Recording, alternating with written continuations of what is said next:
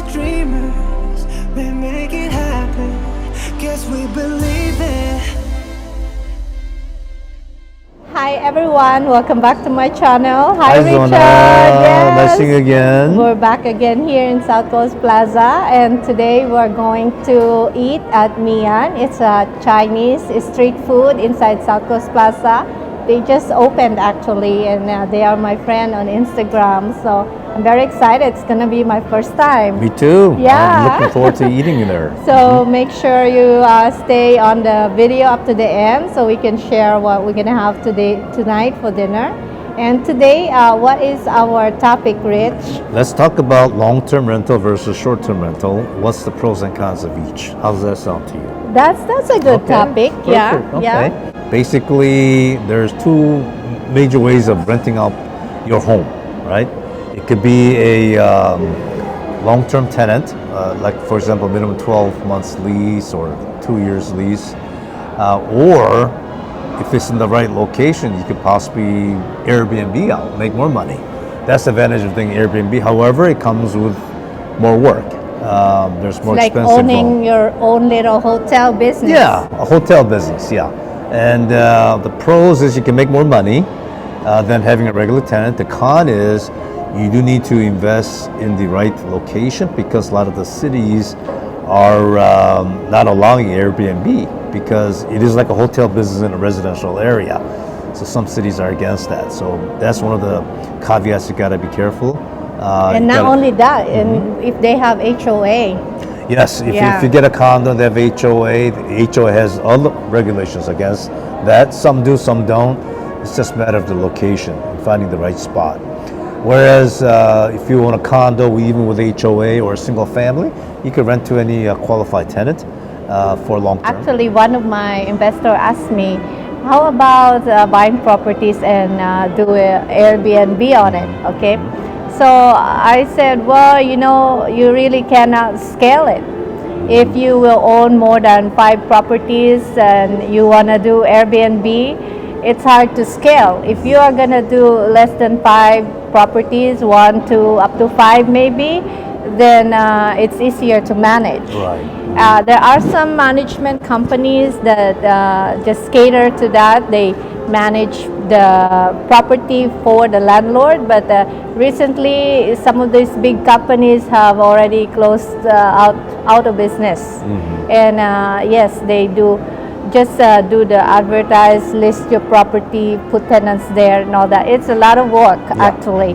And you have to also be careful because if you don't do a good service, they could write up a bad review about your business. So it's basically running your own little hotel. Exactly. That's what it is right there. Now, if you want to buy, you might have limitations as to 5 properties. Now, one way of scaling is what they call Airbnb arbitrage. But that is some people, it became popular about 3 to 5 years ago, but now it's starting to lose its popularity. They're trying their best to make good ads on that, but the big hotels are really trying their hard to also keep their business going and really compete against the Airbnb. So basically, if you have an Airbnb business and a vacation rental, it's not more on you are competing with other hosts, but you're really competing with big hotels. That's right. Yeah, and you are running a show. So, and you can manage it yourself, and you love doing that. You love working with people. You're gonna have house cleaners that you have to manage and all that. It's a lot of work. It is. Yeah. It is. Let's say if you have a property and you are taking $2,500 per month on the rents, just with regular tenants, let's say. And if you do Airbnb on it, you average a year off season and peak season. If you add it up for 12 months, let's say you make up to $4,000 a month average. Some months you will not probably gonna have guests, but some months will be depending on which location. Some months you will have more guests and bookings. And let's say you average about $4,000 a month, and then if versus renting it out for 2,500 with just regular tenants. So let's say you make about 1,500, right? Listing it and getting guests. So you're making 1,500 more, right? Or let's say your mortgage, insurance, and everything is around 2,500. Let's just say as an example. Then you have 1,500 extra to make if you put it as a Airbnb. Right. But with all the hassle and work that you have to do, advertising it or putting it up on listing, it depends because 1,500 for all the time that you have to spend, you have to calculate it in a nutshell and then make sure that you really enjoy what you're doing.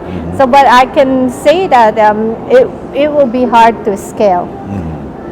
If you're gonna have more than 5, have to deal with people, a lot of people. For me personally, I'd rather just do a regular tenant. Less hassles. Less Once you find a good tenant, good decent credit, good income, you kind of like set it and forget it, as long as they pay you on time. Right? Yeah. It has that advantage. Because also, as you know, when you have vacation rentals, you know that the people are going there to have fun. So the risk of you having property issues, big cleanup to do, is much more higher than. And plumbing too is a main concern from what I heard from people I know. Plumbing, because when they get drunk and party and you don't know what they put in the sink and in the toilet. So those are main one of the issues. What can you say, Rich? What would you prefer if you were the landlord? Well, if you don't want to get too intensive involved in management, having long-term tenants is the best bet. However, if you don't mind, cleaning up after people every day or every week, possibly Airbnb could be an option for you. It just depends on your personality and what you're looking for in an investment. It's not a set it and forget it type of deal. Yeah. No, not Airbnb. Not a set it and forget it type of deal. Exactly. Right. Well, there are people that like to do that. They like people, they like to meet vacationers and all that. So just depends on your personality. Right, depends on your personality and how much time you have in your hands. Now, on the positive note with Airbnb, with the extra work involved, extra expense involved, there's a potential of making a lot more money than having a long-term tenant there. Extra maintenance involved, but the profit potential can be a lot higher than just a regular long-term tenant. So that's one of the positive sides of Airbnb.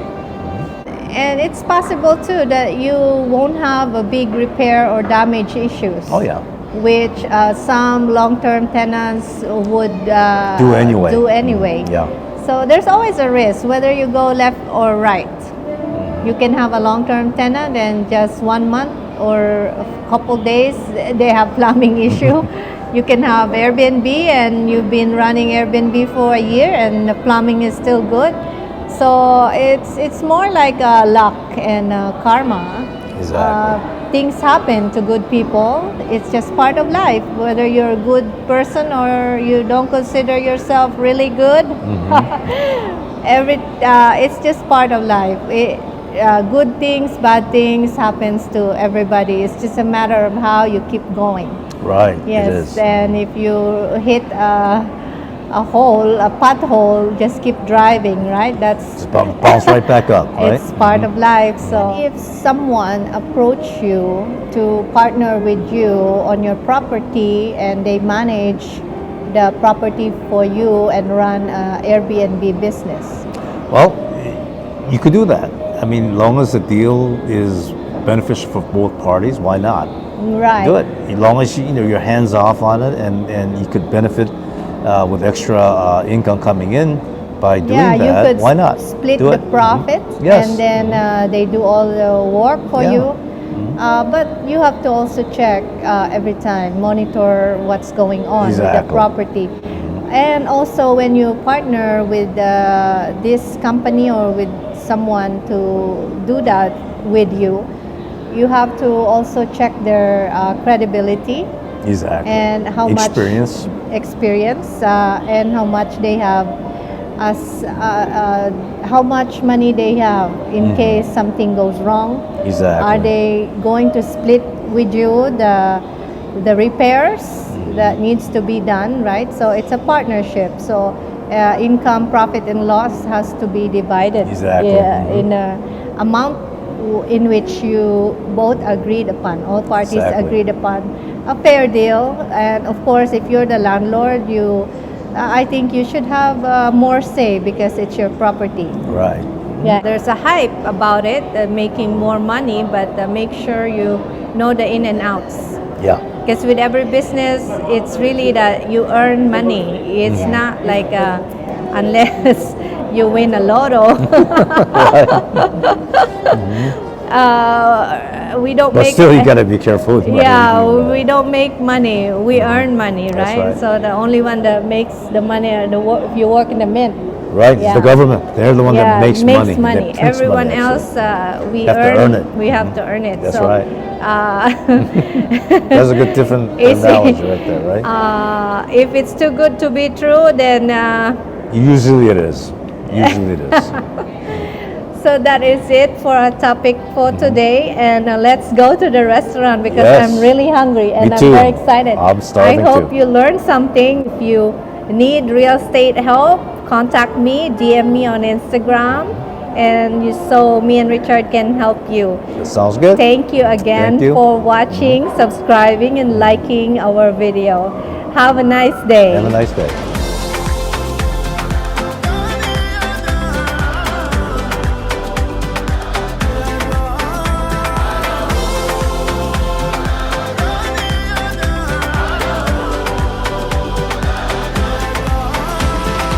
نحلم إنه يكون العالم أحلى ونعيش بحب. Wow, look at this, looking so yummy. This is a real authentic Chinese street food here. This is the gizzard, right? Chicken gizzard. I think so. Yeah, I think so. One of this is intestine. This is, I think, intestine. I don't know. But something. It's gizzard and intestine. One of them is One the of- one of the gizzard, other. one is intestine. Right. It looks so good. yummy. Yeah. Oh my god, I better start eating it now. Yeah. It is good. Thank yeah. you. This is chicken kidney. Yeah. Tastes good. Wow. Yum, yum, yum. Wow. Try it, Rich. Look at that. Oh. Wow. Wow, wow. Long noodle, Rich. Eat it. Wow. Oh my goodness.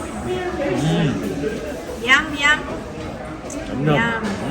Let me try this. I'm gonna do the beef first before the noodle. You did the Hot. noodle, I'll do the beef. Yeah, okay. Whoa. Wow. Very good. Very good. Super soft. Yeah. Wow. It's like melts in my mouth. Yeah. That beef is super soft. I love it. Let's try the intestine, right? Try it.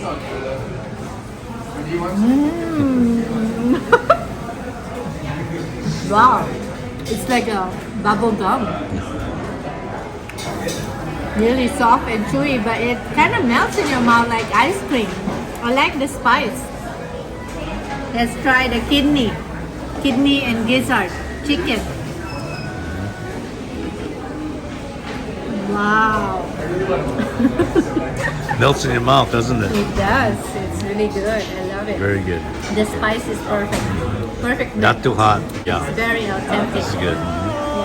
ونتجمع ونخلي صوتنا يملى. We ended up here for the dessert after the Mian dinner. Hi, Rich. Welcome Hi. to the Paradise Yes. Dynasty Group Kingdom. Now let's get the sweet Kingdom tooth means- satisfied, huh? Yeah, we need to have some dessert here. And they have really good dessert in this restaurant. as well as the food. If you have checked my other videos, you'll find them. Was dining here with my friends. Whoa! Egg yolk, chow long bao. Oh, this is different. Egg yolk XLB. Look at this. Delicious dessert.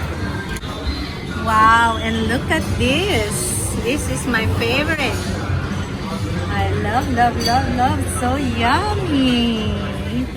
Thank you, Rich. You're welcome. How was the food, Rich? Excellent, excellent. Yeah. Right, just I love it. I love the spice. Good. Yeah, it was perfect blend of Yes, herbs, yes, right? herbs and spices. Yeah.